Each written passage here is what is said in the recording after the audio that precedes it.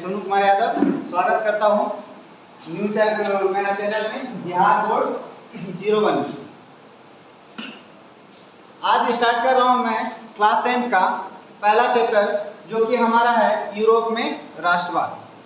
तो यूरोप में राष्ट्रवाद में क्या क्या हुआ, कहानियाँ, उनको भी जानना बहुत ज़रूरी है, क्योंकि उसी के अकॉर्डिंग जो है हम क्या कर सकते हैं, क्वेश्चन आंसर लिख सकते हैं, या फिर जो हमारे एग्जामिनेशन पॉइंट ऑफ व्यू पे पूछा जाएगा, चाहे मेरा ऑब्जेक्टिव क्वेश्चन हो, सब्जेक्टिव हो, या फिर आपका फिल इन द ब्लैंक्स हो, कुछ भी हो, तो उनको बनाने के लिए सबसे पहली बात है कि हमको यूरोप में क्या क्या घटनाएं घटी उनके बारे में जानना होगा।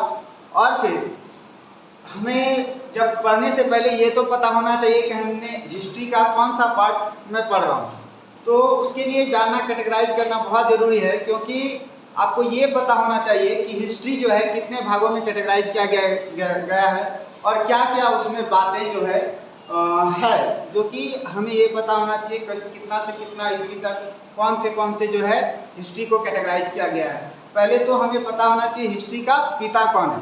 तो हिस्ट्री का पिता जो है हेरोडोटस है। कौन है? हेरोडोटस। ठीक है, उन्होंने एक पुस्तक लिखी, हिस्टोरिया नामक पुस्तक लिखी, और इनको कैटेगराइज जो है उन्होंने किया और बताया गया कि उसमें जो है आप पढ़ते होंगे, एक जो है आपका जो प्राचीन इतिहास, मध्यकालीन इतिहास और आधुनिक इतिहास। प्राचीन इतिहास को प्री हिस्ट्री कहा जाता है और मध्यकालीन इतिहास को मेडाइवल हिस्ट्री कहा जाता है और आधुनिक इतिहास को मॉडर्न हिस्ट्री कहा जाता है। उनका कालखंड क्या क्या है, जो शुरुआत से 750 ईसा पूर्व तक जो है वह हमारा प्री हिस्ट्री के अंदर आता है, जिसमें कि आपको जो प्राचीन इतिहास आप पढ़ते हैं, एंशिएंट हिस्ट्री इसको बोला जाता है। और फिर मेडाइवल हिस्ट्री 750 ईसा पूर्व से लेकर 1750 ईसा पूर्व तक को मेडाइवल हिस्ट्री बोला जाता है, मध्यकालीन इतिहास। और इसके बाद जो है आप आधुनिक इतिहास जो पढ़ते हैं, मॉडर्न हिस्ट्री, उसको 1750 से लेकर के अभी तक जो घटनाएं घटी है वो हम लोग आधुनिक भारत इतिहास में पढ़ते हैं। तो आज हम बताने जा रहे हैं आप लोग को ये घटनाएं जो है, फ्रांस की घटना है यूरोप में राष्ट्रवाद का। तो वो जो है यह सेशन जो है मतलब आधुनिक इतिहास के अंतर्गत आता है। तो आज स्टार्ट करते हैं हम राष्ट्रवाद के बारे में। ठीक है, यूरोप में राष्ट्रवाद आया कहाँ से और राष्ट्र होता क्या है। पहली बात तो आपको पता होगा राष्ट्र होता क्या है। तो राष्ट्र जो है, अर्नेस्ट रेनन जो है ये बताए कि राष्ट्र होता क्या है। तो वो बताए कि किसी भी जाति, धर्म, भाषा या रीति रिवाज या इतिहास को आपस में जोड़ सके, उसी को हम राष्ट्र कहते हैं। ठीक है, तो राष्ट्र को किस हिसाब से हम जो है कैटेगराइज करेंगे और बताएंगे, वो तो बता ही रहे हैं कि जाति, अगर कोई भी जाति है, कोई भी अपने जाति के बारे में हर कोई अच्छा ही सोचता है, चाहे वो किसी भी जाति का हो या किसी भी धर्म का हो, वो भी अपने धर्म के बारे में काफ़ी अच्छी अच्छी बातें सोचते हैं। फिर किसी भी भाषा को हम बुरा भला नहीं कर सकते हैं, तो भाषा भी हमारा सबसे ज़्यादा जो है चर्चा में रहती है। और इसके बाद रीति, जो भी जिनको पहनावा ओढ़ावा, कहाँ किसको किस तरह से रहना है, क्या करना है, तो वो रीति रिवाज अपना फॉलो करता है। जैसे आप देखते होंगे हमारे भारत में ही बहुत सारे रीति रिवाज चलते हैं। नॉर्थ इंडिया के अलग है, साउथ इंडिया के अलग है, नॉर्थ ईस्ट के अलग हैं। तो वो मतलब किस हिसाब से रहते हैं, किस हिसाब से उन्हें रहना पसंद है, करना पसंद है, तो वो जो है अपने हिसाब से जीते हैं और उनका फॉलो करते हैं। यह जो है आपस में एक साथ जोड़ने का जो है प्रयास है। नेक्स्ट जो है इसके बाद आता है राष्ट्रवाद। राष्ट्रवाद देखिए, ये बोरिंग तो लगेगा क्योंकि फर्स्ट चैप्टर इसमें जो है थोड़ा लेंदी प्रोसेस दिया गया है, क्योंकि उसमें हर घटनाएं बताई गई है कि जर्मनी में कैसे करके जो वहाँ राष्ट्रवाद आया या फिर इटली में कैसे करके आया, तो वह सब जो है हमें पढ़ना पड़ेगा। नेक्स्ट चलते हैं राष्ट्रवाद। राष्ट्र क्या होता है, राष्ट्रवाद शब्द कब से आपके मन में आएगा। तो पहली बात आपको क्या करना होगा, राष्ट्र के प्रति प्रेम की भावना को ही राष्ट्रवाद कहते हैं। जैसे आज बताइए, अगर भारत के बारे में कोई भी अगर बुरा कहता है तो क्या हम लोगों को बर्दाश्त हो पाएगा? कभी नहीं हो पाएगा। इसीलिए किसी भी देश को हम बुरा भला नहीं कर सकते हैं। आखिर उनके साथ कोई परिस्थितियां रही होगी जो आज पिछड़ापन है, या उसके साथ कुछ ऐसा घटनाएं घटी होगी जो आज पीछे है, लेकिन उस घटनाओं को याद करके हमें पछताने से कोई फ़ायदा नहीं है। हमें आगे का प्रयास करना चाहिए। देश को आगे बढ़ाने के लिए हमें अच्छी से अच्छी नीतियाँ लाना होगी, अच्छे से अच्छे सरकार लाने होंगे। जो कि हमारे देश को अच्छे से सुचारू रूप से चला सके। नेक्स्ट है कि नेपोलियन कौन था। नेपोलियन जो है सबसे ज़्यादा वो अपने बातों पे चर्चा में रहे, या फ्रांस का सम्राट बने थे। ठीक है, तो फ्रांस का सम्राट बने थे तो पहले जानना पड़ेगा कि नेपोलियन का जन्म कहाँ हुआ था, कब हुआ था। नेपोलियन का जन्म जो है 15 अगस्त 1769 को हुआ था। कहा जाता है नेपोलियन जो है एक महान सम्राट था। क्या था? महान सम्राट। ठीक है, कहता है अपने व्यक्तित्व और कार्यों से पूरे यूरोप के इतिहास को प्रभावित किया। क्यों, कैसे किया? कहता है अपनी योग्यता पर बल दिया और वह 24 साल की उम्र के आयु में वह सेनापति बन गया। क्या बन गया? सेनापति। कहता है वह बहुत सारे युद्ध भी लड़े और फ्रांसीसी सेना को जीत दिलाई और अपार लोकप्रियता हासिल कर ली। अब बताइए, वो कभी कभी कोई भी सेनापति अगर अच्छा काम करता है तो वह देश में उसको काफ़ी सराहा जाता है। जैसे आपको पता होगा हमारे जो है पायलट अभिनंदन जी जो थे वह पाकिस्तान में भले फंस गए थे, लेकिन जो है वो पाकिस्तान को मतलब हमारे यहाँ के देश का हर एक नागरिक का जो है आत्मविश्वास उनके साथ जुड़ा हुआ था कि हमारा अभिनंदन क्या हो, लौट करके भारत आए। ठीक है, उसी तरह कहता है कि फिर उसने पीछे मुड़कर नहीं देखा और फ्रांस का शासक बन गया, क्योंकि वो अपने लाइफ में कभी पीछे मुड़ के नहीं देखा कि हमारा अतीत क्या था। ठीक है, तो इसलिए वो क्या किया, फिर से यह जो है मतलब फ्रांस का शासक बन जाता है। और उसके आगे जो है आता है उदारवाद की नीति। कहा जाता है उदारवाद होता क्या है? तो उदारवाद का अर्थ होता है स्वतंत्रता नए मध्यम वर्ग के लिए उदारवाद का अभिप्राय है। इसमें बताया जाता है कि हम जो स्वतंत्र होते हैं, ठीक है, यह व्यक्ति के लिए आज़ादी के कानून के समक्ष जो है समानता दिलाता है। क्योंकि हमको इतना पता है कि हर व्यक्ति को आज़ादी से जीने का मतलब स्वतंत्रता है। कोई सरकार आ जाए या राजा आ जाए, वो हमारे कोई भी व्यक्तित्व जीवन पर कोई अंकुश नहीं लगा सकता। हमारे संविधान में भी यह दे रखा है कि हम कहीं भी जा सकते हैं, कहीं भी घूम सकते हैं, कुछ भी कर सकते हैं। हाँ, ये ऐसा नहीं है कि देश के प्रति कुछ हम अभद्र चीज़ें करें, ये भी हमारे लिए उपयोगी नहीं है। तो कहता है व्यक्ति को आज़ादी व कानून के समक्ष समानता को ही क्या कहा जाता है? उदारवाद। क्या कहा जाता है? उदारवाद। इसके बाद आता है निरंकुशवाद। निरंकुशवाद क्या है? जिस पर अंकुश लगा दिया। कहता है कि जिसका अर्थ होता है सत्ता पर किसी प्रकार का कोई अंकुश नहीं होना। मतलब सत्ता जो है, जैसे भी सरकारें हैं, जैसी उनकी मर्जी है वो चला रहे हैं, उनको हम कुछ नहीं कर सकते। यही होता है क्या चीज? निरंकुशवाद। कहता है कि सेना बल पर आधारित और दमनकारी सरकारें होती है। अगर हम आवाज़ उठाना चाहते हैं अपनी सरकार के खिलाफ तो सेना क्या करती है? हमें पीटती है। जैसे आपको पता होगा मार्शल लॉ के समय भले सेना हमें जो है उस समय बाधित करती है कि आप एक जगह इकट्ठा ना हो, एक जगह जो है मिलजुल कर आपस में बातें ना हो, तो ये मार्शल लॉ में हमें होता है। लेकिन अब ये नहीं कि परमानेंट के लिए कर दिया जाए, अंकुश लगा दिया जाए हमारी ज़िंदगी को नरक बनाने के लिए। तो ये भी जो है हमें निरंकुशवाद से सीखना चाहिए। ठीक है, नेक्स्ट चलते हैं। इसमें है जनमत संग्रह। इसमें सिर्फ टॉपिक बाय टॉपिक समझाया गया है और बता रहे हैं, हम बताने का प्रयास कर रहे हैं कि आखिर इनमें घटनाएं क्या क्या घटी। ये जनमत संग्रह क्या होता है, या निरंकुशवाद क्यों आया, उसको लाने के पीछे कारण क्या था, सरकारें क्या सोच रही थी, जनता को क्या बताना चाह रही थी। तो जनमत संग्रह क्या होता है कि जनमत संग्रह कहता है एक प्रत्यक्ष मतदान होता है जो कि क्षेत्र के सारी जनता किसी प्रस्ताव को स्वीकार या अस्वीकार करने के लिए पूछा जाता है। मतलब सरकारें चाहती है कि हम जो है इस किसी जनते पर जो है मतलब वो हम कोई कानून ला रहे हैं, मानिए वो कानून हमारे लिए, हमारे जनता के लिए सही है या नहीं है, उसी को जनमत संग्रह के द्वारा क्या किया जाता है, पूछा जाता है कि जनता का मत क्या है इसमें। अगर हम लोग आज भी, आपको पता होगा पार्लियामेंट्री सिस्टम में हम लोग रहते हैं, संसद में हम लोग अपने प्रतिनिधि को भेजे हुए हैं। टोटल 545 प्रतिनिधि है जो कि हमारा क्या करता है, संसद में हमारे लिए कानून प्रस्ताव करता है। लेकिन वो कानून अब हमारे खिलाफ बना दिया जाए तो फिर बताइए कि हमें सरकारें चुनने की क्या ज़रूरत होगी, फिर तो ऑलरेडी तानाशाह के ही कगार पर आ जाएंगे। तो इसलिए जनता के मत के लिए पूछती है, सरकार खुद पूछती है। जैसे आपको पता होगा हमारा जूनागढ़ जो है वो क्षेत्र जब भारत में मिला था तो उस समय हम लोग जनमत संग्रह के द्वारा ही उसको मिलाए थे। तो आप आशा करता हूँ आप लोग समझ रहे होंगे और अच्छे से ध्यान से पढ़ रहे होंगे। कहा जाता है अगला बात, राष्ट्रवाद के उदय के कारण निरंकुश शासन व्यवस्था में क्या क्या दिक्कतें आई। तो यह जो है कहता है कि यह निरंकुश शासन व्यवस्था मतलब उदारवादी विचारधारा का प्रसार हुआ। बोला गया कि हमारे ऊपर कोई तरह का अंकुश न लगाया जाए, हमें स्वतंत्र छोड़ दिया जाए। वहाँ की जनता का जो है यही प्रस्ताव है। दूसरा बोला स्वतंत्रता, समानता और बंधुत्व का नारा दिया कि हमें जो है स्वतंत्र छोड़ दिया जाए और हमें सबके समान बराबर हमें माना जाए। इसके बाद जो है कहता है बंधुत्व का नारा दिया। बंधुत्व क्या होता है कि हम लोग एक आपस में भाईचारा के रूप में हम मिलकर के रहे, देश में कोई बड़ा छोटा ना हो, सभी को बराबर का दर्जा दिया जाए। इसके बाद वहाँ से एक नई विचारधाराएं जो जन्म लेती है, शिक्षित मध्यम वर्ग की भूमिका। वहाँ क्या होता है कि ऊंचा और नीचा का जो है भेदभाव चलता है। ऊंच और नीच मतलब कौन, तो वहाँ पर जो है जो गरीब थे उसको जो है नीचा माना जाता था और जो अमीर थे उन्हें ऊंचा माना जाता। कहा जाता है कि यूरोप में राष्ट्रवाद का निर्माण होता कैसे है, कैसे हमें पता चलेगा कि यूरोप में राष्ट्रवाद उभर करके आया।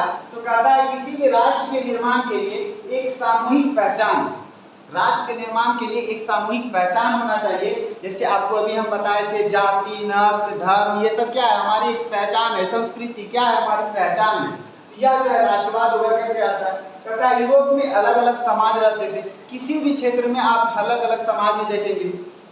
कहा जाता है कि हेमर्सवर्ग समाज में लोग जो है, कुछ लोग जर्मन थे हेमर्सवर्ग में, कुछ अंग्रेजी थे, फ्रेंच थे, इटली थे, यह अलग अलग भाषाएं बोलते हैं। बताइए आप भाषा के आधार पर अगर आप कैटेगराइज कर रहे हैं तो यह जो है वहाँ पर जो है अपना जो है यूनियन समाज जो है एक जुड़ करके आया। वहाँ पर कहता है कि 2 भागों में बांटा गया था, जो अभी आपको बताए थे, उच्च वर्ग और निम्न वर्ग। उच्च वर्ग जो था वह जो है उनको कुलीन वर्ग बोला जाता था, उनके पास सभी विशेषाधिकार प्राप्त थे। ठीक है, वह जो भी चाहते थे अपने हिसाब से कर लेते थे, सरकारें से जो भी बातें मनवानी थी मनवा लेते थे। लेकिन जो निम्न वर्ग थे वह कृषक थे, उनकी जनसंख्या भी बहुत ज़्यादा था, लेकिन उनका कोई बात सुनने वाला वहाँ नहीं था। न राजा सुनते थे, न उनके आगे कोई और सुनते थे। कहा जाता है कि उच्च वर्ग जो है क्या क्या उनके साथ मतलब वो थे, पहली बात तो जनसंख्या कम था, अब प्रतिनिधित्व क्या था, वो बहुत ज़्यादा अपने आप को पावरफुल दिखाते थे। यह जो है गलत है, किसी भी समुदाय को यह नहीं भाएगा, क्योंकि जनसंख्या एक आपकी कम है, ठीक है कोई बात नहीं, जनसंख्या आपकी कम है, अमीरों की हर जगह जनसंख्या कम रहती है, लेकिन इसका मतलब ये नहीं कि आप गरीब के साथ अत्याचार करें। तो कहा जाता है कि उच्च वर्ग और वर्चस्व जमाने वाला वर्ग उनको माना जाता था। कुलीन वर्ग को ये वर्चस्व आपका हर जगह नहीं चलेगा और कुछ दिन तक बर्दाश्त कर सकता है, इससे ज़्यादा करना सबकी बस की बात नहीं।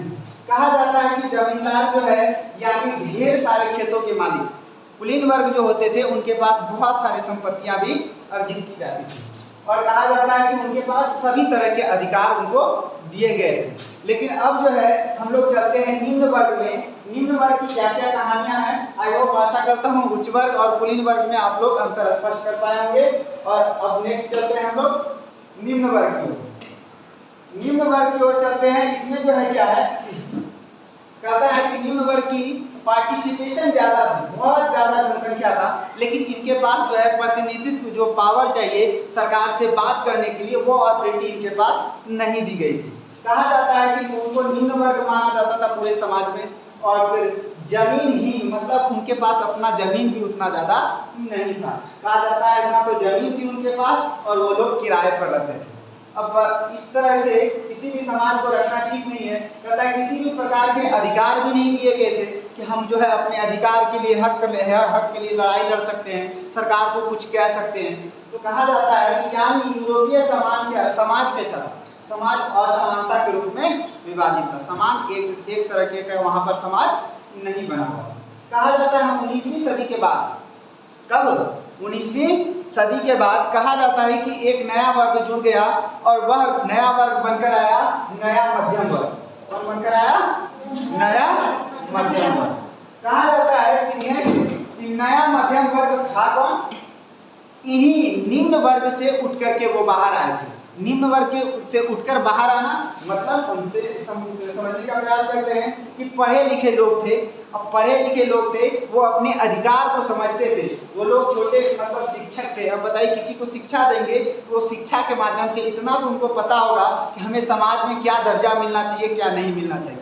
भले वो निम्न वर्ग थे, वो कृषक थे, लेकिन उनसे उनकी कोई वास्ता नहीं थी। दूसरे कौन थे? डॉक्टर थे, उद्योगपति थे, व्यापारी थे। अब बताइए इतनी सारी इनके पास क्षमताएं होने के बावजूद, और वो पढ़े लिखे भी लोग थे, लेकिन उनके साथ एक समान कानून की मांग की उन्होंने, और यह जो है उदारवादी राष्ट्रवाद बनकर उभरा।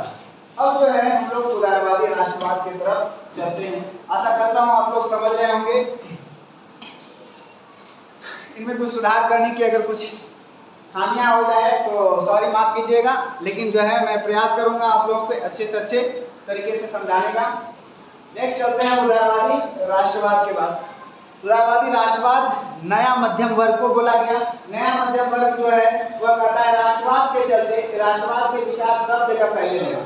वो लोग जब डिमांड करने लगे कि हमें जो है सुचारू रूप से चलना है, हमें सुचारू रूप से जो है मतलब कि देश को चलाना है, हमारे जनता के साथ आप न्याय कीजिए, अन्याय के साथ मत देखिए, कोई भी इस देश में समाज में छोटा या बड़ा नहीं है। तो वह जो राष्ट्रवाद की भावना सबके अंदर जगने लगी, तो उसके हिसाब से कहा जाता है कि यह जो है बातें हर जगह फैलने लगी। तो कहता है इसी वजह से 1789 में क्या होता है, फ्रांस में क्रांति हो जाती है। क्या हो जाती है? फ्रांस में क्रांति हो जाती है और लोगों द्वारा राष्ट्र का गठन करने का बात चलने लगता है।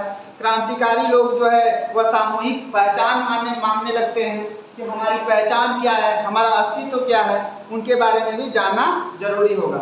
इसके बाद कहा जाता है कि राजध्वज जो था, राज का ध्वज था, वह हटा दिया गया और नया जो है वहाँ पर झंडा हर कोई चुनना चाहा कि अपने देश के लिए नया झंडा बनाएंगे। कहा जाता है कि इसमें एक राज्य के अंदर जो भी नियंत्रण था, वह नियंत्रण चाहे वो कोई भी वस्तु थी या फिर पूंजी थी, उसका आगमन पर अलग अलग राज्यों के बीच मतलब यानी सीमा शुल्क को खत्म नहीं कर पाया। मतलब हर एक, बताइए एक राज्य से दूसरे राज्य, बताइए हम बिहार में हैं, बिहार से अगर झारखंड में कोई वस्तु को लेके जा रहे हैं तो उसके लिए हमें टैक्स देना पड़ रहा है। ये तो गलत है ना। एक देश में जब रह रहे हैं, एक देश में एक तरीके का भेदभाव मतलब अच्छी तरीके एक समान तरीके से नहीं चला पा रहे हैं, तो ये जो है जानना बहुत जरूरी है। ये गलत था इन समाज के लिए कि एक ही राज्य में होते हुए हमें अलग अलग तरीके का टैक्स देना पड़ता था। इसके बाद कहा जाता है कि इसके लिए एक संगठन बनाया गया जिसका नाम जलवेरायन रखा गया। तो आप लोगों को पता होगा संगठन का नाम क्या था? जलवेरायन। क्या था? जलवेरायन। कहता है जितने भी शुल्क अवरोध थे, जितने भी शुल्क वहां लगते थे, उन्हें क्या कर दिया गया? समाप्त कर दिया गया। क्या कर दिया गया? समाप्त कर दिया। कहता है मुद्राओं की संख्या, वहां पर बहुत सारे पैसे चलते थे, हर एक राज्य का अलग अलग पैसा था, वो पैसा को भी क्या कर दिया गया? एक मतलब दो कर दिया गया। 30 प्रकार का वहां पर पैसा चलता था, उसको हटा करके सारे को क्या कर दिया गया? 2 कर दिया गया। कहता है नेपोलियन के समय केवल पुरुष, ठीक है, जिसके पास धन था, मतलब जिसके पास पैसा था, और वही क्या दे सकते थे? वोट दे सकते थे, वही वोट दे सकते थे। कहता है कि यह जो है हमारे लिए उचित नहीं है। कहा जाता है कि जलवेरायन इसके बाद नया स्थापना करता है जलवेरायन का। जलवेरायन आपको पता था यह एक तरीके का क्या था? संगठन था। नेक्स्ट चलते हैं जलवेरायन क्या था। तो जलवेरायन के लिए कहता है यह एक जर्मन शुल्क संघ था। क्या था? जर्मन शुल्क संघ। कहता है यहाँ पर अधिकांश जर्मन राज्य शामिल थे, बहुत सारे यहाँ पर जर्मन राज्य क्या था? शामिल था। कहा जाता है यह सन 1834 में प्रसा की पहल पर स्थापित हुआ था। प्रसा जो है जर्मन शुल्क संघ यहाँ पर बनाया था, और कहा जाता है कि राज्यों के बीच शुल्क अवरोध को समाप्त कर दिया गया। जो शुल्क एक्स्ट्रा लगता था जाने में आने में, वो शुल्क को खत्म कर दिया गया, और बहुत सारे मुद्राएं जो चलती थी उसको घटा करके कितना कर दिया गया? 2 कर दिया गया। कहता है यह संघ जर्मनी के आर्थिक एकीकरण का क्या था? प्रतीक था। जर्मनी के आर्थिक एकीकरण मतलब हर एक जगह आप पैसे देंगे तो आप कमाएंगे क्या? हर एक जगह टैक्स देंगे तो इसलिए वो क्या हुआ? एक तरीके से अर्थव्यवस्था में लोगों का क्या हुआ? सुधार हुआ। ठीक है। कहा जाता है 1789 की फ्रांसीसी क्रांति हुई क्यों, और इसका होने का कारण तक क्या था? तो कहा जाता है कि फ्रांस में राजतंत्र समाप्त कर दिया गया। राजा का जो शासन था उसको समाप्त करके कहता है कि सत्ता जो है फ्रांसीसी नागरिक को सौंप दिया गया। फ्रांसीसी नागरिक का मतलब है कि वहाँ पर सरकार का स्थापना हो गया, गणतंत्र स्थापित हो गया, वहाँ पर चुनावें होने की संभावनाएं होगी। कभी इस क्रांति से पहले फ्रांस में एक राज्य था जिसमें संपूर्ण भूभाग पर निरंकुश राजा का शासन था। वह राजा जो था किसी का सुनता ही नहीं था, बहुत अड़ियल था। अब बताइए कि राजा जो है प्रजा का ना सुने तो प्रजा फिर राजा का सुनेगा? नहीं सुनेगा। तो इसलिए वहां पर राजा के प्रति जो है, वहां पर निरंकुश राजा के प्रति क्या क्या होती है देखते हैं। कहता है फ्रांसीसी क्रांति के आरंभ में लोग राष्ट्रवाद की भावना पैदा हो गई लोगों में कि हमारे राष्ट्र के अंदर और हम ही को जो है स्वतंत्रता नहीं दिया जा रहा है, यह हमारे लिए बिल्कुल गलत है। कहा जाता है कि हो सकती है कि बाद में नेपोलियन ने प्रशासनिक क्षेत्र में क्रांतिकारी सुधार को प्रारंभ किया और यहाँ पर मतलब आते हैं नेपोलियन, और नेपोलियन यहाँ पर भयंकर सुधार करते हैं। नेपोलियन सुधार करते हैं और वहाँ पर क्या करते हैं कि 1804 में नागरिक संहिता लाता है। यह नागरिक संहिता क्या है यह हम बताने का प्रयास करेंगे, इसके आगे भी टॉपिक है नागरिक संहिता का। कहता है नेपोलियन की संहिता के नाम से इसको भी जाना जाता है, नागरिक संहिता को नेपोलियन की संहिता भी जाना जाता है। कहता है जो शुरुआत दशकों में राष्ट्रीय एकता से संबंधित विचार उदारवाद से करीब से जुड़ गए और लोगों में राष्ट्रीय एकता आने लगी। और कहा जाता है कि 1804 में नागरिक संहिता, अभी देखिए अभी हम लोग पढ़े थे नागरिक संहिता, इसकी क्या क्या है विशेषताएं रही है उनके बारे में जानना जरूरी है। कहा जाता है जन्म पर आधारित विशेषाधिकार की समाप्ति, मतलब जन्म से किसी को भी अधिकार देना यह सही नहीं है। अब बताइए राजा का बेटा राजा बन सकता है, यह कहीं उचित लगता है क्या? नहीं लगता है। इसलिए हर लोगों में ऐसी भावनाएं आ गई कि जन्म से किसी को अधिकार न दिया जाए। इसके बाद बोलता है कि कानून के सामने चाहे वो राष्ट्रपति हो, प्रधानमंत्री हो, सब क्या है बराबर है, चाहे वो हमारा आम जनता ही क्यों ना। इसके बाद बोला गया संपत्ति के अधिकार को सुरक्षित किया गया कि संपत्ति पर आपका अधिकार है और रहेगा। हमारे यहाँ भी संपत्ति पर अधिकार हम ही लोगों का है, लेकिन अभी क्या है कि हमारा कानूनी अधिकार बन गया है। क्या बन गया है? कानूनी अधिकार। ठीक है, पहले मौलिक अधिकार के अंदर आता था कि हमारा संपत्ति हमारा ही रहेगा, कोई ले नहीं सकता। तो इसमें बहुत सारी दिक्कतें आई। क्या क्या दिक्कतें आई वो मैं पॉलिटी में बताऊंगा। कहा जाता है कि प्रशासनिक विभागों को सरल बनाया गया। प्रशासन पहले क्या था कि प्रशासनिक व्यवस्था बहुत गंदा था। आज भी देखते होंगे आप FIR लिखाने के लिए थाने में जाते होंगे, जल्दी FIR नहीं लिखता है। ठीक है, थाना किसी का सुनता नहीं। दरोगा तो अपने आप में जो है सोचता है कि हम जो है राष्ट्रपति से कम नहीं है या प्रधानमंत्री से कम नहीं है। क्या होता है ना ऐसा? बिल्कुल होता है। कहता है कि सामंती व्यवस्था को समाप्त कर दिया गया। सामंती व्यवस्था क्या होता था? किसी के पास बहुत सारा जमीन है और किसी गरीब के पास जमीन ही नहीं, तो यह क्या था? सामंती व्यवस्था। यह हमारे लिए उचित नहीं था, क्योंकि अब बताइए प्रॉपर आप लोगों को पता होगा देश में सबसे ज़्यादा क्या कौन रहता है? किसान रहता है। और किसान सबसे ज़्यादा होगा तो किसान के पास ज़मीन ही नहीं होगा तो वो कहाँ मतलब अपना ज़मीन में काम कैसे करेगा या फिर उनका जीविकोपार्जन कैसे होगा? तो कहा जाता है किसान पे भूदास या जागीरदार शुल्क को से मुक्ति दिला गया। मतलब भूमि के लिए काम कराने के लिए जागीरदार जिसके पास ज़्यादा ज़मीन होता था वो क्या करता था? आम पब्लिक को घर में रखता था और वो बोलता था कि मेरे यहाँ ही काम करो। ठीक है, दास प्रथा उसको बोला जाता है। जब काम कराने का मर्जी होता था तब कराता था, रात में दिन में। अब बताइए बंधुआ मजदूर जिसको बोला जाता है, ये आज किसी के साथ हम नहीं कर सकते हैं। अगर आपकी इच्छा है तो आप काम करिए, ना इच्छा है तो आप स्वतंत्र हैं आप घर जाने के लिए, कोई आपको मनाही नहीं कर सकता। कहा जाता है कि शहरों में कारीगर के श्रेणी और नियंत्रकों को हटा दिया गया। कहा जाता है कि वहाँ पर शहर में कारीगर का श्रेणी या संघ था, वो संघ को नहीं चलने दिया। संघ क्या होता है? एक तरीके से जब मन तब क्या करता था, वो स्ट्राइक भी करवा देता था, बैठा देता था, जिससे लोगों में काफ़ी परेशानियाँ आती थी।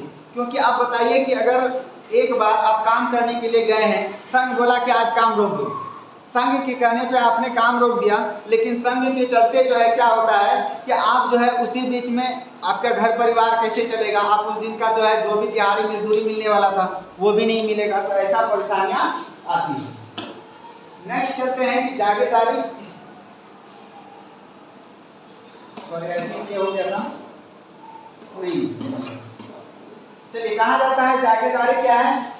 तो जागीरदारी कहता है कि किसान, जमींदार या उद्योगपति के द्वारा तैयार सामान का कुछ हिस्सा क्या करता है, सरकार को देना पड़ता था। उसी को क्या कहा जाता था, जागीरदारी। आज हम लोग भी, आप लोग घर में कहते होंगे कि अगर किसी को कुछ देना है और वो इलीगली मांग रहा है, मतलब आपको देना नहीं है, मानिए किसी का पैसा आप नहीं बकाया रखे हैं और कोई ज़बरदस्ती करेगा कि नहीं हमको पैसा दो, तो आप क्या कहिएगा, आपका बाप का जागीर है हम पैसा दे देंगे, तो ऐसा मन में आता है ना भाव। तो वही होता है जागीरदारी प्रथा कि आप जब आपकी सामान है, आपकी संपत्ति है, तो आप उस पर जो है आप अपना हिस्सा जो है सरकार को क्यों देंगे। ठीक है, हम लोग जीएसटी देते हैं क्योंकि सरकार चलाने के लिए जो है हमें जीएसटी देना पड़ता है, क्योंकि सरकारें चलती है, उससे अर्थव्यवस्था चलता है, उससे हमारा देश चल रहा है, हमारा डेवलपमेंट हो रहा है समाज का, उद्योग का, तो वो कैसे हो पाएगा। लेकिन वो ज़बरदस्ती किया जाता था और एक बार लेने के बाद भी दोबारा बोलता था कि हम लिए ही नहीं हैं। उनके लिए कुछ आदमी को हायर किया जाता था जो कि उनको स्पेशली रखा जाता था कि आप जो है मतलब वहाँ से क्या उगाइए, वहाँ से टैक्स के रूप में आप अनाज या जो भी उनके पास है वो लीजिए। नेक्स्ट है वियना कांग्रेस। यहाँ से क्वेश्चन आएगा वियना कांग्रेस से। वियना कांग्रेस जो है 1815 में ब्रिटेन, प्रसा और रूस, ऑस्ट्रेलिया जैसे यूरोपीय शक्ति जिन्होंने मिलकर नेपोलियन को हरा दिया था। ये लोग मिलकर के, जिसमें थे ब्रिटेन, प्रसा, रूस, ऑस्ट्रिया और यूरोपियन शक्ति, जो कि क्या किया था, नेपोलियन को हराया था और यूरोप के लिए एक समझौता तैयार किया और उसे ही वियना इकट्ठा हुआ, जिस शहर में किया जाता है उसी को समझौता कहा जाता है या वियना कांग्रेस कहा गया। वियना में इकट्ठा होकर के लोग क्या किए, अध्यक्षता कर रहे थे उस समय चार्ल्स ड्यूक मेटरनिक, ठीक है, मेटरनिक है या मेटरनिक हो गया, मेटरनिक, ठीक है। 1815 में वियना में क्या क्या घटनाएं घटी, आखिर समझौता हुआ होगा तो कुछ तो बातें चली होगी जो कि अच्छाई के रास्ते चली या बुराई के रास्ते, क्योंकि वहाँ पर समझौता होने का मतलब है कि वहाँ 2, 4, 5, 10 देश आया होगा। उस समझौते में जरूर कुछ न कुछ बातें हुई होंगी, तो बातें क्या क्या हुई चलिए उनके बारे में हम जानते हैं। कहता है फ्रांस में बुर्बो राजवंश का पुनर्स्थापना कहा जाता है। बुर्बो राजवंश में जो राजा थे लुई 16वां उसी फैमिली से आता था और आपको पता होगा लुई 16वां कितना निरंकुश था, वो किसी का नहीं सुनता था, वो अड़ियल था। अब बताइए उनके चलते जो है देश में बहुत सारी परेशानियां हुई थी, लोग जो है बहुत सारे स्ट्राइक किए थे। बोस्टन वो जो असेंबली हॉल था उसको भी क्या कर दिया गया था, तोड़ दिया गया था। तो कहा जाता है कि उनके मुख्य उद्देश्य क्या क्या थे वो वियना कांग्रेस के, तो कहा जाता है एक नई रूढ़िवादी व्यवस्था कायम करना। मतलब इनका कहना था कि जो पहले से परंपरा चला आ रहा था वही परंपरा को फिर से चलने दे, मतलब राजतंत्र फिर से ला दे। कहता है फ्रांस ने इस इलाकों पर से आधिपत्य खो दिया, जो अधिकार रखा था फ्रांस वो खो दिया। और कहता है उसने नेपोलियन के समय जीते थे जो देश मतलब जगह वह खो दिया। और कहता है फ्रांस ने सीमा विस्तार पर रोक के हेतु नए राज्य की स्थापना कर दी। ठीक है, फ्रांस में जो है फ्रांस का सीमा विस्तार लोग मतलब करना नहीं करने दिया, फिर नया जो फ्रांस जहाँ तक लूट लिया था वो फिर से उसको विस्तार करना नहीं दिया, वहाँ पर बहुत सारा पार्टीशन कर दिया राज्यों का ताकि फ्रांस आगे न बढ़ सके। नेक्स्ट कहा जाता है कि यूरोप में क्रांतिकारी कौन था? आता कैसे शब्द कहता है राष्ट्रवाद को बढ़ावा देना। पहली बात वहाँ की क्रांतिकारियों की बातें क्या क्या थी वो जानना जरूरी है। कहता है राष्ट्रवाद को बढ़ावा, वो सबको हर कोई राष्ट्र के बारे में सोचने लगा। इसके बाद कहता है कि वियना संधि का विरोध करने लगा। कहता है वियना संधि जो हुआ ये गलत तरीकों से किया गया है। इसके बाद स्वतंत्रता के लिए लड़ना, क्योंकि हमको पता है कि स्वतंत्रता के लिए हर कोई लड़ता है। यूरोप में क्रांतिकारी भी वही कर रहे थे, अपने आप को स्वतंत्र करना चाहते थे। कहता है और क्या हुआ? कहता है भूख जो है, कठिनाई और जन विद्रोह। जनता बताइए आपके पेट में अगर भूख होगा, आप जो भी चाह रहे होंगे वो खरीद नहीं पा रहे होंगे, कठिनाई का सामना कर रहे होंगे, फैमिली के साथ बहुत सारा जो है दुष्प्रभाव हो रहा होगा, जनता का विद्रोह वहाँ जो है फैल रहा है। तो इस क्रम में आप जो है देख सकते हैं कि कहा जाता है कि 1830 के कठिनाई का महान साल भी कहा जाता है। ये कठिनाइयाँ आई क्या क्या चीज़, और ये कठिनाई का दिक्कतों का सामना क्या क्या करना पड़ा, चलिए उसके बारे में हम लोग जानते हैं। उम्मीद करते हैं आप लोग समझ रहे होंगे। कहता है कि जबरदस्त जनसंख्या वृद्धि। पहली बात वहाँ पर जनसंख्या इतनी ज़्यादा वृद्धि हो गई कि लोगों को खाने के लिए, भुखमरी के लिए तरसना पड़ रहा था। कहता है लोग गांव से शहर की ओर रुख कर रहे थे। क्योंकि पता है हम लोग जो है काम के लक्ष्य से क्या करते हैं, बाहर शहर की ओर जाते हैं कमाने के लिए। कहता है बेरोजगारी में वृद्धि हुई, लोग जो है बेरोजगार हो गए, कंपनियां बंद पड़ रही थी। अब जो है आपके पास बहुत सारी ऐसी समस्याएं आएगी जो देश में क्या होगा कि ऐसा ऐसा परिस्थिति आएगा कि अब लगेगा कि अब हमारा देश जो है डूब जाएगा या फिर आखिरी पड़ाव पर है। तो वही स्थिति आ गया। कहता है गरीबों में वृद्धि, जब पैसे ही नहीं आएंगे, लोगों को पर कैपिटा इनकम के बारे में जो है मतलब कि उनका मुनाफा ही नहीं होगा, इजाफा ही नहीं होगा, तो वो कुछ भी नहीं कर पाएगा। कहता है कि गरीबी जो है और भयंकर चरम सीमा पर बढ़ने लगी। कहता है किसान का फसल भी बर्बाद हो गया। इसके बाद खाने की सामग्रियां की कीमत भी काफ़ी बढ़ने लगी। जब किसान के पास अनाज ही नहीं होगा तो खाने का सामान कहाँ से बनेगा, क्योंकि वो अनाज से ही तो बनाते हैं खाने का जो भी प्रोडक्ट होता है।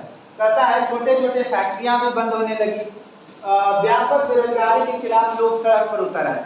देखिए कि अब हमारा बेरोजगारी जो है भयंकर चरम सीमा पर है और हम सरकार हम पर कोई भी ध्यान मतलब हमारे यहाँ पे नहीं दे रहे। कहता है जिससे कृषक विद्रोह के नाम से भी जाना जाता है। कृषि विद्रोह, लोगों के पास न खाने को है न कमाने को है, फैक्ट्रियां बंद पड़ी हुई है, तो किस तरीके से चलेगा देश। कहता है जिससे यूरोपियन सरकार को गणतंत्र राज घोषित कर दिया गया और कहा जाता है कि वहां पर क्या कर दिया, गणतंत्र राज घोषित कर दिया। बोला जनता को जैसा अच्छा लगे, जिनको चुनना है सरकार में वो चुन ले।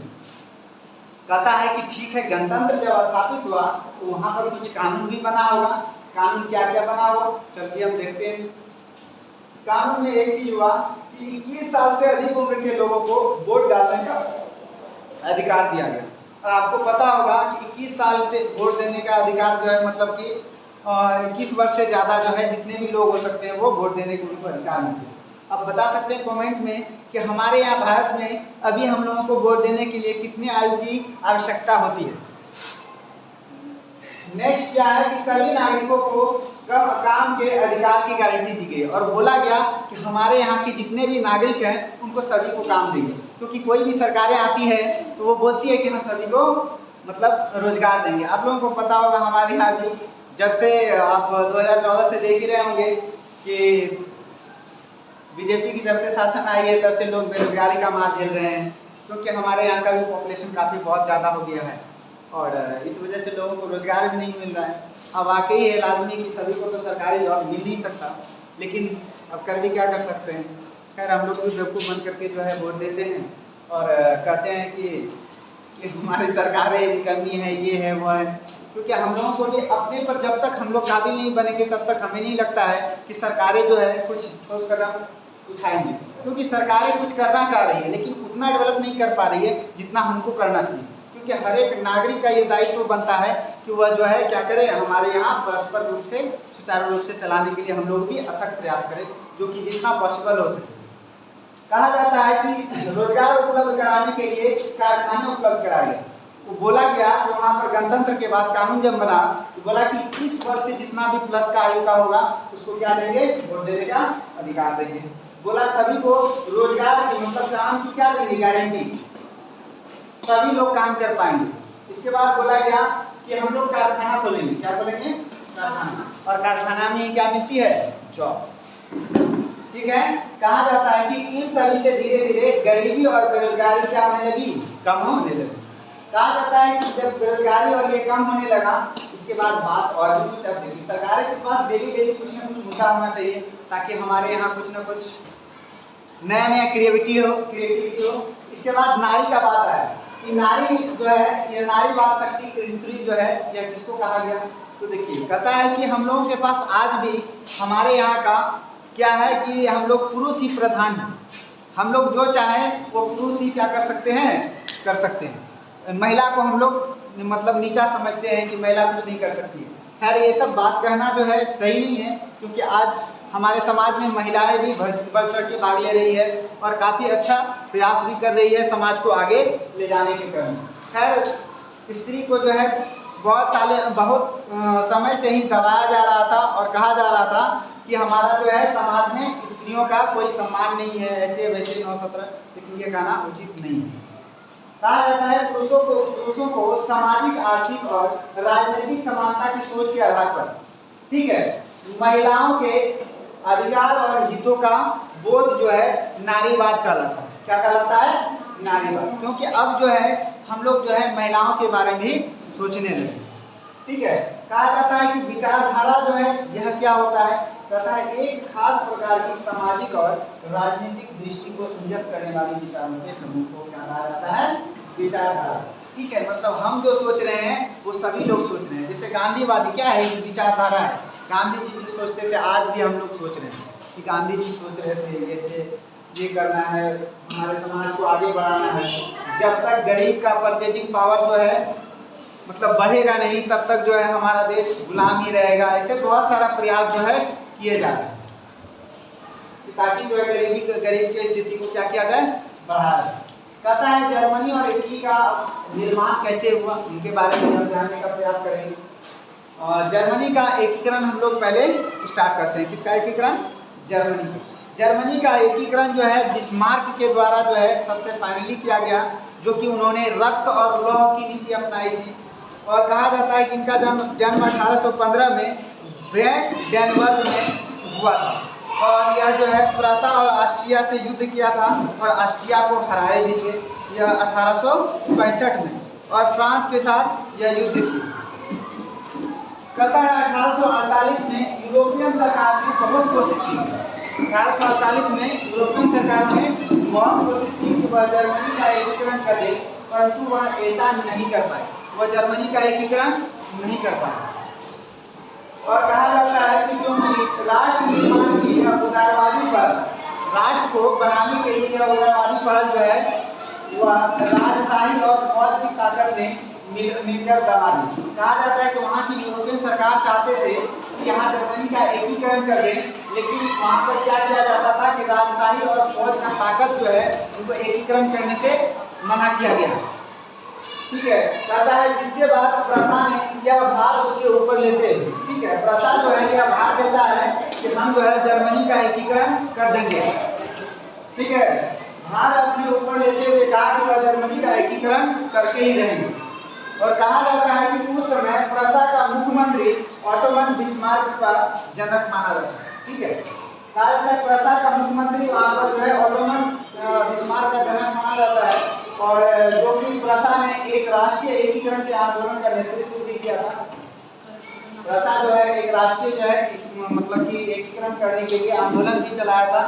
और 7 वर्षों के दौरान ऑस्ट्रिया जो है 1866 में, ठीक है, ऑस्ट्रिया को 1866 में, डेनमार्क 1864 में, फ्रांस 1871 में 3 युद्ध में प्रसा की क्या हुई थी? जीत हुई थी। और एकीकरण की प्रक्रिया इस तरह करके पूरा किया गया। कहा जाता है 1871 में केसर विलियम प्रथम को नए साम्राज्य का राजा घोषित किया गया, और जर्मनी के एकीकरण ने यूरोप में प्रसा को महाशक्ति के रूप में स्थापित किया। और नए जर्मन राज्य का क्या हुआ? जर्मनी का एकीकरण के लिए जो है प्रस्ताव आया और वो एकीकरण कर लिया गया। कहा जाता है कि मुद्रा, बैंकिंग और न्यायिक व्यवस्था में आधुनिकीकरण पर भी इन्होंने जोर दिया। ये बताया कि मुद्रा जो है और बैंकिंग सिस्टम और न्यायिक व्यवस्था में भी आधुनिकीकरण किया जाए और सुधार किया जाए।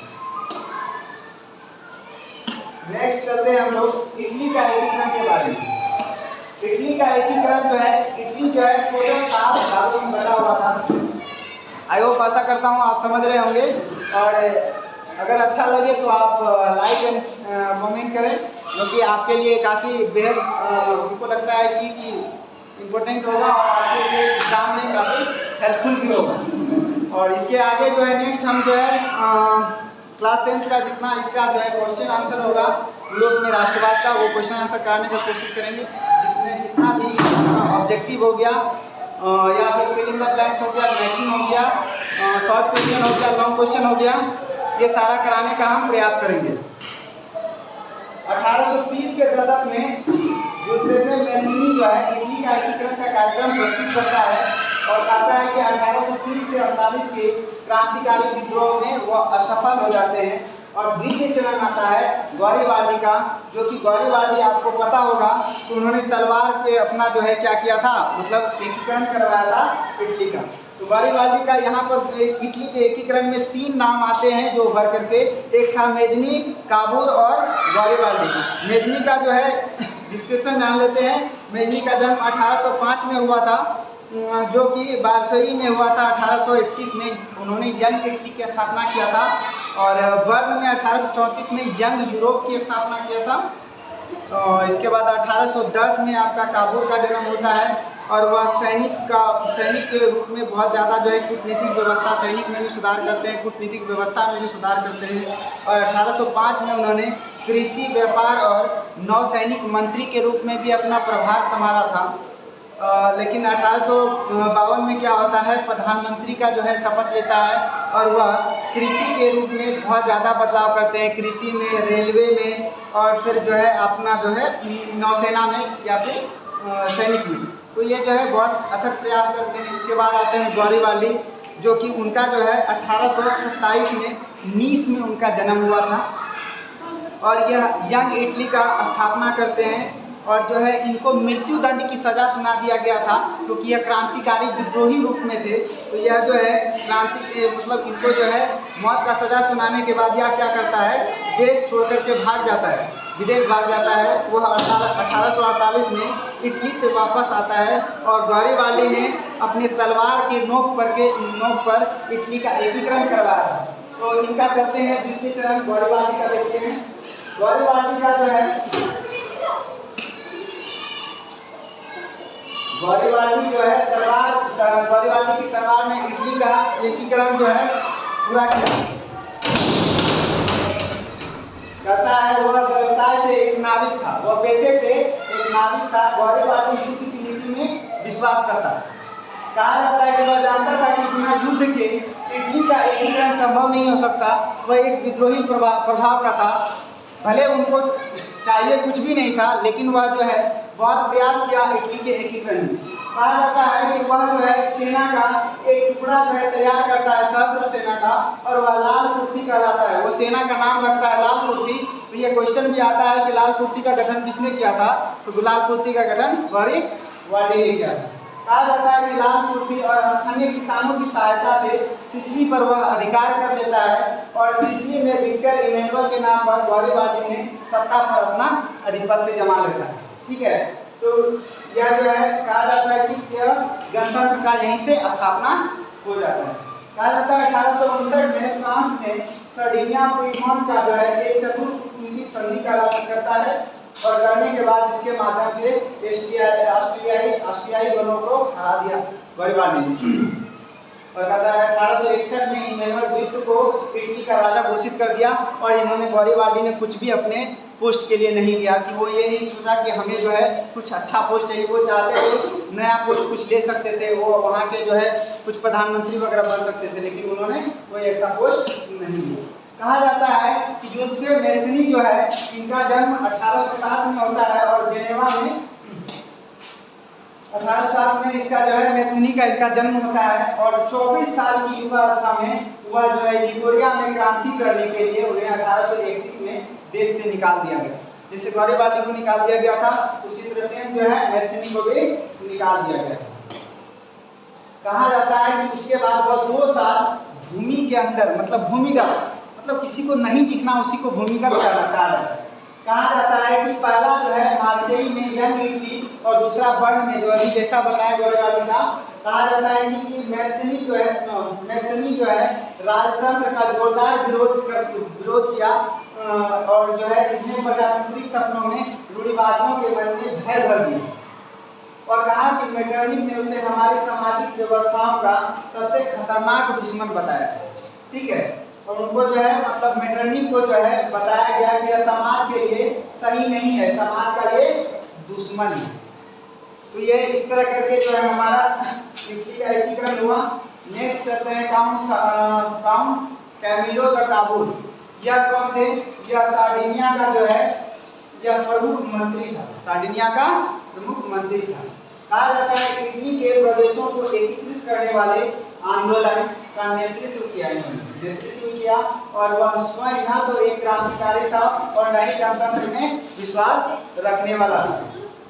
कहता है फ्रांस के साथ की गई शत्रुता संधि के पीछे काबुल का हाथ। यहाँ पर जो है वो फ्रांस के साथ जो है संधि जो किया वह काबुल का जो है इसमें बहुत ज़्यादा हाथ था। कहा जाता है कि इसके कारण ऑस्ट्रिया को भी हराया जा सका और इटली का एकीकरण संभव हो पाया। अब इटली के एकीकरण की कुछ किस्से हैं जो गौरवाली का अभी आपको जान ही रहे हैं और बता भी दी, और हमको लगता है लेसन जो है समाप्त होने वाला है कुछ ही समय बाद। आशा करता हूँ आप लोग को वीडियो अच्छा लग रहा होगा। इटली का एकीकरण के बारे में हम चलते हैं। इटली का एकीकरण जो है आप लोग को बता दिए, नियमित सेना का हिस्सा नहीं था गौरवाली, और इसके बाद जो है यह सहस्त्र जो है स्वयं सेवक का नेतृत्व किया, अपनी खुद से जो है टुकड़ी बनाया, लाल कुर्ती का गठन किया, ऐसे किया।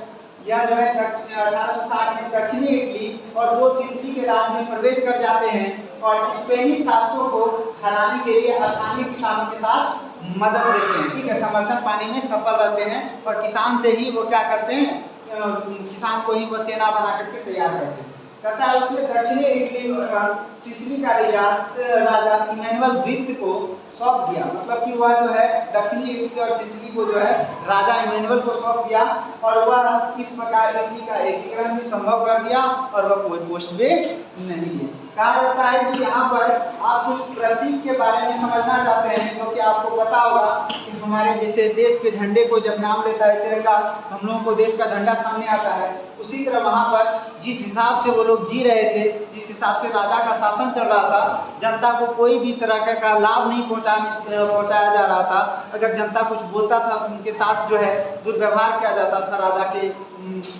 सेना के साथ। तो कहा जाता है कि एक कहावत है, टूटी हुई बेड़ियाँ, मतलब वो लोग कहते थे कि अगर जिस दिन बेड़ियाँ टूट गई तो मतलब हमको आज़ादी मिल गई। इसके बाद कहा जाता था बाज छाप वाला कवच, मतलब जर्मन समुदाय के प्रति शक्तियाँ, कितनी शक्तियाँ हैं जर्मनी में, तो वह जो बाज छाप वाला कवच लगाया था, गरुड़ का जो फोटो रहता है। नेक्स्ट आता है तलवार। तलवार किस लिए काम आता है, मुकाबले की तैयारी के लिए, क्योंकि हमें पता है कि उस समय अस्त्र शस्त्र जो है ज़्यादा उपयोग तलवार का ही करते हैं, क्योंकि आप पास वाले राज्य से या देश से लड़ते हैं तो आप ज़्यादातर जो है बम मिसाइल का प्रयोग नहीं करते हैं, और वो भी स्वतंत्रता के लिए लड़ रहा है तो उसमें तो बम और फिर मिसाइल का तो प्रयोग होगा ही कि हम मार दें और वो हो जाए। कहा जाता है कि काला, लाल और सुनहरा तिरंगा का जो है प्रतीक माना गया, जो कि उदारवादी राष्ट्रवादी का यह झंडा का पहचान था। इसके बाद उगते हुए सूरज का किरण कहता है एक नए युग की शुरुआत, क्योंकि लोगों के मन में आ गया कि हम जो है नए युग में प्रवेश कर चुके हैं। तो इस तरह आई होप, आशा करता हूँ ये चैप्टर तो कंप्लीट हो गया, और आप लोगों से प्रयास करूँगा कल जो है क्वेश्चन आंसर इस पार्ट्स का लेसन 1 जो कि आपका यूरोप में राष्ट्रवाद है, आशा करता हूँ कि आप लोगों को देने का प्रयास करूंगा, और कल यह पहला चैप्टर का क्वेश्चन आंसर करवाने का प्रयास करूंगा, जो कि आपका ऑब्जेक्टिव बेस्ड रहेगा। जितना भी ऑब्जेक्टिव है या फिर फिल इन द ब्लैंक्स है, मैचिंग है, या फिर सारणिक तर्कित प्रश्न है, वो मैं पूरा करूंगा। इसके बाद फिर नेक्स्ट पार्ट लेकर के आऊँगा, जो कि उसमें आपका जो है लॉन्ग क्वेश्चन आंसर और शॉर्ट क्वेश्चन आंसर रहेगा। आई होप आप लोगों के लिए बेहद जो है जानकारी जुटाने में प्रयास कर रहा हूँ उसके लिए कि आप किस तरीके से हम जो है क्लास को आगे बढ़ाएं, और जो है क्लास को आप लोग, आशा करता हूँ कि आप लोग शेयर करें, और ताकि हमारा चैनल जो है ग्रो करे और हमारा मेहनत और प्रयास आप लोगों के लिए जो है काफ़ी लाभदायक हो। Thank you for all, good bye.